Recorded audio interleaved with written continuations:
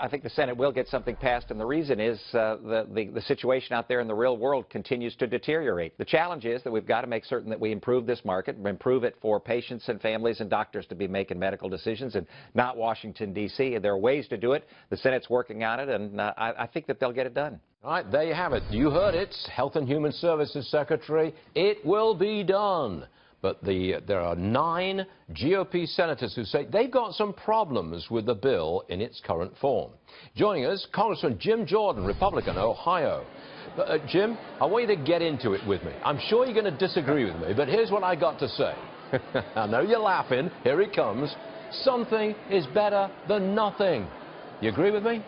Well, something that actually improves the situation, brings down premiums, and that's what we passed. And that's what we passed. Anything is better than nothing. I will agree with this, Stuart. Obamacare is so bad that you can't hardly envision it not with anything passing and not being better than what we currently have. So I do agree with that, but we should still do it right.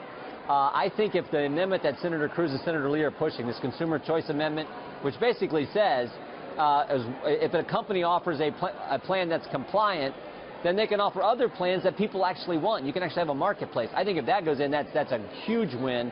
But we'll wait and see what happens and what the Senate sends back to us. We supported it on the House side because we in the Freedom Caucus made the bill better. Yep. In the end, we voted for it because, to your point, it's much better than we currently have. But to Eric's point, it is not a repeal of Obamacare. Let's just be honest with the American people. It's not a full repeal, but it is better than what we currently have. We should call it a fix. And we'll have another fix later, and by then it will be repealed. I mean, why we just change the name? It's a fix. Then that's what it is. It is Fair enough. Fix. Okay. Fair enough. We'll see what comes back. Senator Mike Rounds was on Fox Business with Maria, actually, earlier this morning. Listen to what he said about, wait for it, keeping some taxes in Obamacare and in the health reform bill. Watch this. What we've got right now is a bill that needs to be fixed. I think from day one, most of us had believed that it was a starting point. We were going to get a lot of things scored in it. Part of it were the tax reductions that were being proposed, the eliminations of a lot of the taxes. Some of them will stay in. I think there's one that may not, and that would be the tax on investment returns for families that make over $250,000 a year.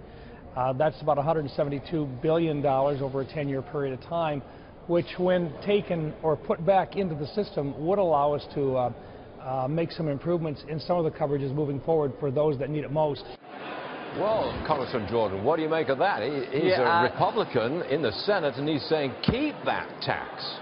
We told the American people we would get rid of all the taxes. I think we should. Again, though, I want to see the package that comes back. We've been real clear. Does it lower premiums? Does it give more choice? If the Lee-Cruz amendment goes in, we think that's a positive. We'll look at the whole bill when it comes back. One thing that does need to stay in the bill, though, and this is for sure, is the language that defunds Planned Parenthood. We've been clear on that.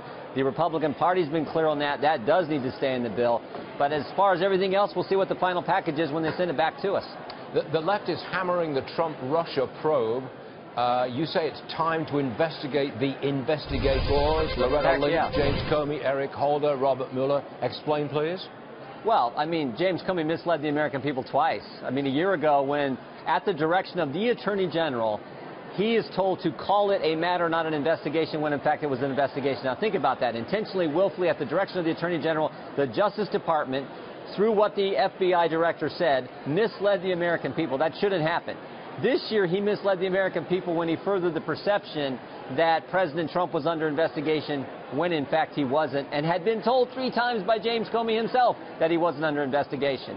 So all that happens, then he gets fired, then he leaks a government memo through a friend of the New York Times to create momentum for Bob Mueller, his friend, his predecessor, his mentor, to be the special counsel. Go figure. So even Dianne Feinstein, Stewart, said we should have hearings on this. That's what we're pushing for on the House side. Okay, I think we're together at last on this, Congressman. Thanks for joining us. You bet. Thank you. Yes, sir.